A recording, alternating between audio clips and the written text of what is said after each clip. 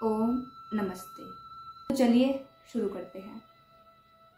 संसार में सुखपूर्वक रहने के वैसे तो कई प्रिंसिपल्स हैं, लेकिन खास बात जो मैंने अनुभव की है वह है किसी भी काम में अति ना करो।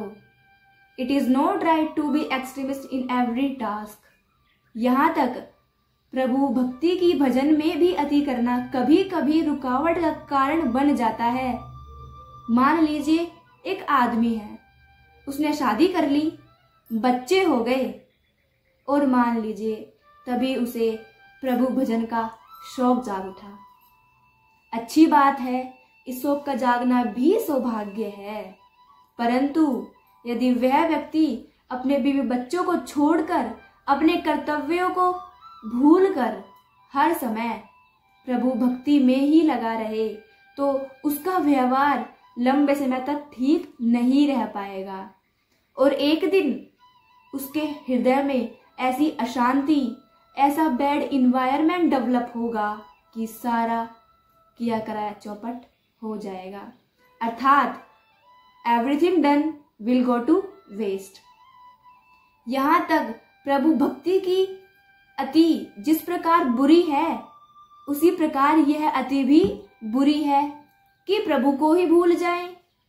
एक अति वो कि प्रभु की भजन में दिन रात मग्न रहें और एक अति ये कि प्रभु को ही भूल जाएं।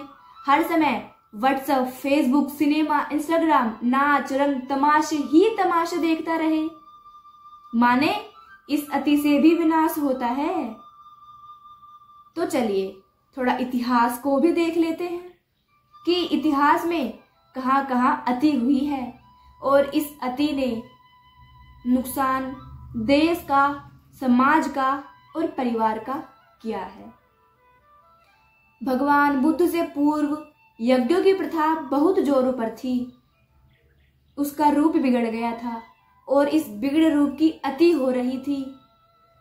पशुओं को काट काट कर, मुर्गे बकरे की बलि देकर यज्ञों में आहुति दी जाती थी और कभी कभी तो नर बलि भी दी जाती थी।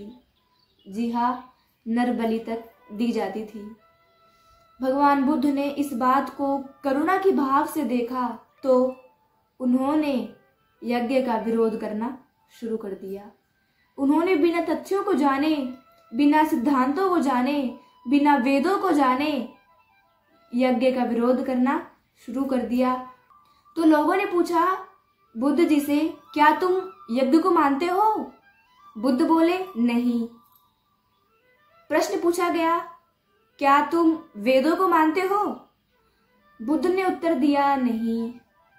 ध्यान दीजिए, ये प्रश्नों का भी प्रश्न है।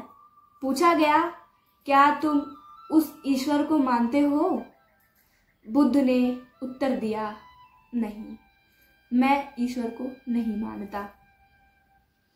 मैं विनम्रता पूर्वक क्षमा चाहूंगी। संसार एक पहले से ही अंधकार में था और अब दूसरे अंधकार में जा गिरा। बुद्ध के पश्चात जगत गुरु शंकराचार्य जी आए।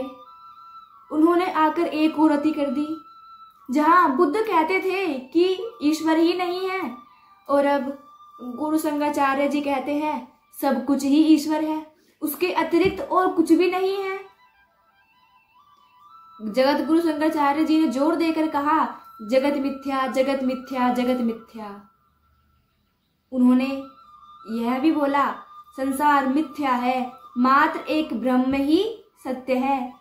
शताब्दियों के पश्चात महर्षि दयानंद जी आए और उन्होंने वास्तविकता को संसार के सामने रखा और उन्होंने एक उपदेश दिया कि अति का मार्ग छोड़कर सत्य का मार्ग अपनाने को कहा। उन्होंने बोला, आत्मा भी सत्य है, ईश्वर भी सत्य है और प्रकृति, नेचर भी सत्य है। महर्षि दयानंद जी ने अपने अमर ग्रंथ सत्यार्थ प्रकाश में प्रमाणों के साथ क्लियर कर दिया है कि प्रकृति सत्य है, आत्मा सत्य चित्त है और ईश्वर सत्य चित्त आनंद है।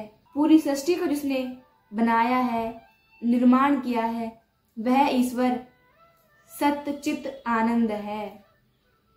अति सदा कार्य को बिगाड़ती है। इंग्लिश में एक कहावत है, too much of everything is bad, माने अति हर बात में ही बुरी है। और एक दोहा भी है, आपने जरूर सुना होगा, या नहीं भी सुना तो मैं बता दूंगी, लेकिन बुजुर्ग लोगों ने तो जरूर सुना होगा, उनकी जबानों पर तो अवश्य ही होगा, तो प्लीज आप भी इसको याद कर लीजिए। वह दोहा है, अति का भला न बोलना, अति की भली न चुप, अति का भला न बरसना, अति की भली न धूप। बाकी आप स्वयं समझदार हैं, किसी भी काम की अति पर बिल्कुल भी ना जाएं, बल्कि मध्यमार्गी बने और बिना तथ्यों को जाने, बिना सिद्धांतों को जाने और बिना वेदों को पढ़े किसी की भी बात ना माने। जी हाँ, किसी की भी बात ना माने। आई होप आप सभी को ये मेरी वीडियो पसंद आई होगी, तो जरूर लाइक करें। Thank you. इति ओम। धन्यवाद।